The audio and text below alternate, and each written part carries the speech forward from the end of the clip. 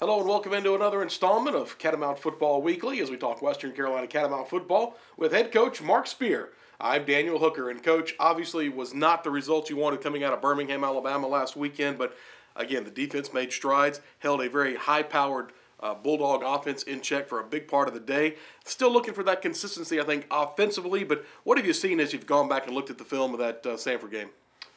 Well, it's just consistency in playing a complete team football game. We can't seem to put it together. The offense will get into rhythm, and the defense may give up a play, and then just vice versa. The first half of that ball game, thought our defense played really well, and it was exciting for Fred Payne, a senior who's meant so much to this program, to be able to go and get a great read on that ball and have a pick six for a touchdown. But at the end of the day, we just can't consistently on both sides of the ball go and do what we know we got to do and what we have the capability to do.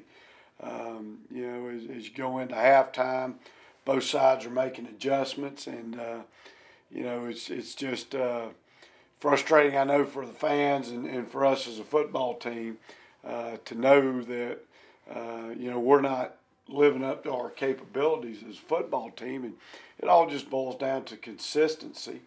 And, there's a lot of factors that go into that as well. But at the end of the day, we didn't get it done. Had some bright spots on both sides of the ball throughout the course of the game.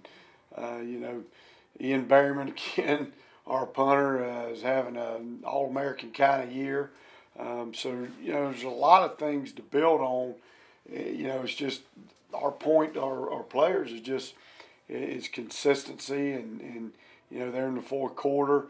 Some penalties bit us. Sometimes you look at those penalties and they make you cringe as a coach. There's two penalties in that ball game that I guess they are penalties. They called them. That one of them's a face mask on a defensive face mask on a 2nd and 19, which a guy's hand barely gets to a face mask. To the letter of the law, yeah, it's a face mask penalty, but it's as a coach you can't get mad at that penalty because it's playing football. A guy's head doesn't even move. But his hand kind of does go up near the mask, and it doesn't really affect the play. Sometimes a hand to the mask, gets the lineman's head really up and affects. And Keon Crossan had one. He hits a guy 2 yards in bounds, starts the tackle, and then throws the guy out of bounds. Those are, as a coach, what do you tell a young man? To let up on the tackle when he really doesn't know where he's at. Those were two big penalties in the fourth quarter. And, on a stat sheet, you get upset at it in the course of the game. But when you go back and watch the film, they're plays that happen in a ball game that affect the ball game. But, it's not like those guys are going out to, losing their temper or anything like that, which sometimes in the course of the game you might think's the case, and when you watch the film, it's not. And, it's a little bit how the season has gone, but at the end of the day, we just got to keep preaching these next 4 weeks, consistency and getting better in our execution. Coach, you look at that ball game, obviously, ourselves, we have a high-powered offense and a lot of high-powered wide receivers, but you look and only a few touches by Terrion Robinson, who had to come out part of the game shaken up on an injury, and Spearman Robinson held out of the catch category after a few targets. What was Sanford doing defensively? I know they got a pretty good secondary, but what were they doing defensively that limited our offense? Well, one, they were getting pressure on the quarterback. We were having to get the ball out quick at times, and they do and Coach Hatcher will tell you that right now their defense is playing really well. We were having a conversation before the game about just the consistency of both offenses. That we both have some talented players, And I think, as we both stated before the game, a lot of it's consistency. But he really mentioned how his defensive front and how his defense has really, he's given them a lot of credit for the success they're having right now. And, we knew that going into the ball game. And then as you go back and watch the film, a big thing is we couldn't get early in the first half a run game started, and a couple of things, the first series, I think, or first two series, we had balls batted down.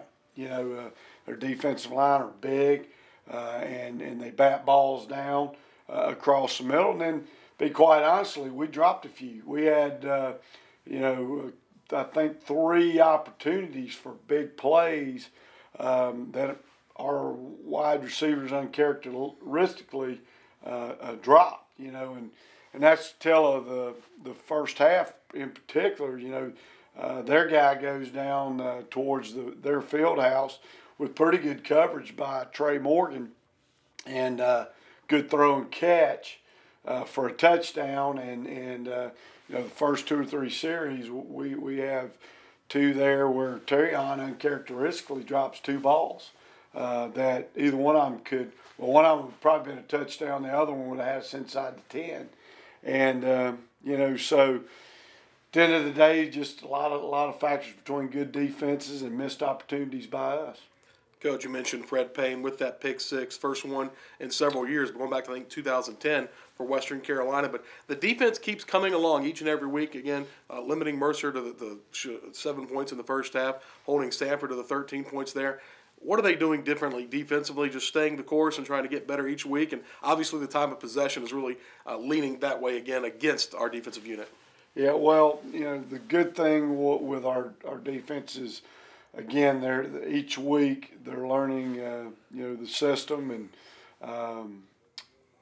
the guys are just they're taking a lot of pride in finishing this season strong, and so they're going out each week and having better practices, and they're really, what I think biggest is what they're doing away from the practice field in the film sessions, getting down around the offices a lot more to have a one-on-one with the coach about the game plan and how to get better.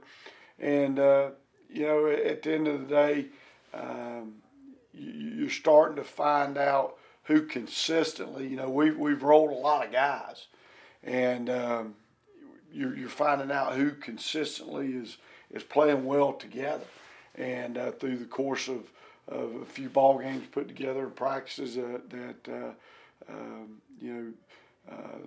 this group of DBs together works well, communicates well. It's like a basketball team. They got to know when that guy's going to cut to the basket.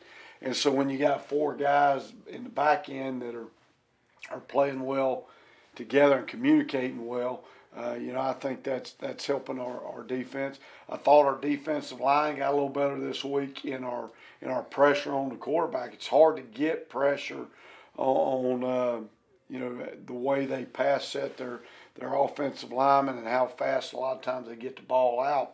And we had 1 sack. We had a couple more opportunities. We were back there and we were close, but we were getting pressure, and the guy wasn't in a comfort zone. So, we made some strides there up front as far as pressure on the quarterback as well. Coach, obviously no rest for the weary. You have a top 10 football team coming to the Cullowhee Valley this weekend in the Chattanooga Mocs. What have you seen out of Chattanooga team that seemed they just have reloaded from last year since the graduate of their great quarterback in Jacob Huseman? Well, again, it all starts with them on defense. They're year in and year out, one of the best defenses in the country, if not the best. Coach Huseman does a great job.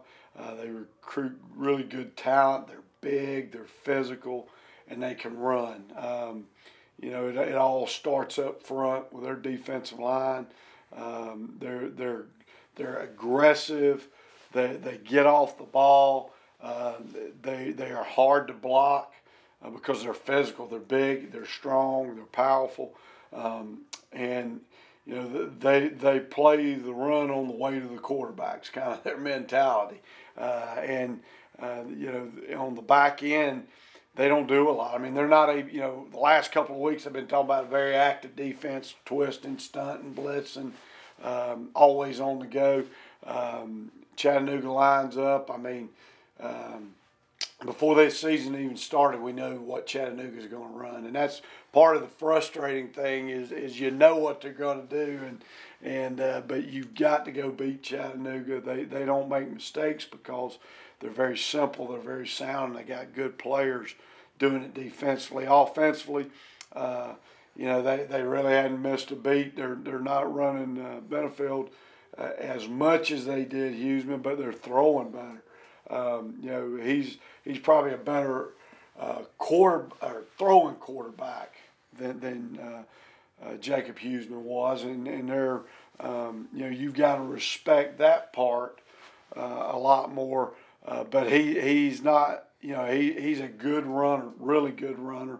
But they're giving that ball to those backs, and Crane's a big, powerful running back that does a great job. He's fast, but he's also strong and tough. They got a big offensive line. They're all anywhere from 6'3" to 6'6", 290 to 310 pounds. They're just a complete football team. There's not a lot of chinks in their armor. They do a good job controlling the clock, keeping their defense off the field, and then their defense, you don't see a lot of long drives on them. So they're not on the field a lot defensively, and so they're a complete football team, and it's going to take our best effort to go out and get a victory this week. Talking about best effort, obviously being at home, Coach, a place where we have taken pride, have taken a couple of losses this year after a nice little run of home wins. How important is it to have a big crowd? Obviously with homecoming and a lot of things that are surrounding this weekend, including your good friend Matt Stillwell coming back for a concert. Talk about homecoming and what it means, and what does it mean to these guys to have that 12th man, if you will, in the stands? Well, homecoming is always a great time for your university. I told our players, homecoming is not for us. It's for guys with diplomas. It's for former players. We've got to keep our focus on Chattanooga because they're an outstanding football team. But, there'll be a lot of energy around campus. Matt Stillwell, great up-and-coming country music singer, is going to be, performing in the tailgate. And Matt's all, hometown guy here, played really good baseball player here at Western Carolina, is going to be back doing a concert, and the tailgating. And, even Coach Hatcher said before a game, he was talking about the game here last year, which Sanford was the homecoming game last year, and he was just talking about what a crowd, what an environment that the Catamount Nation has created at Western Carolina. So a year later, you had Coach Hatcher in pregame talking about, our crowd and our atmosphere and the Catamount Nation.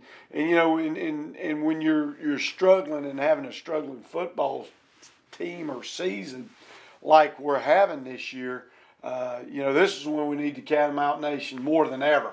Our fans certainly don't like where we're at either. But I've had a lot of support, and the Catamount Nation are still behind this football team because I think they see we can still be a good football team. A lot of what's going on with the Catamounts is self-inflicted, and we've got to get that corrected, and we're working each week hard to get that corrected. But at the end of the day, our fans are awesome. They love their Catamounts. They love this university. Got a lot of former players that are going to be back this week, and I know a lot of fans are going to be back. And it's going to be a great day for football. Great weather. Matt Stillwell, the Catamount band, tailgating, can't beat a Saturday afternoon with all the leaves and the fall. And we're going to need them in a big way to go out and get a victory against the Mocs. So you heard it from Coach Spear. There's not a better place to be than Cullowhee this weekend as the Catamounts host the Chattanooga Mocs. 3:30 kickoff. You can hear the game on the Catamount Sports Network with a 2:30 airtime. Game will also be broadcast on WMYA TV here in Western North Carolina and also online with the SoCon Digital Network. For the coach, I'm Daniel Hooker. We'll see you in Cullowhee this Saturday as the Catamounts and the Mocs do battle here at Whitmire Stadium.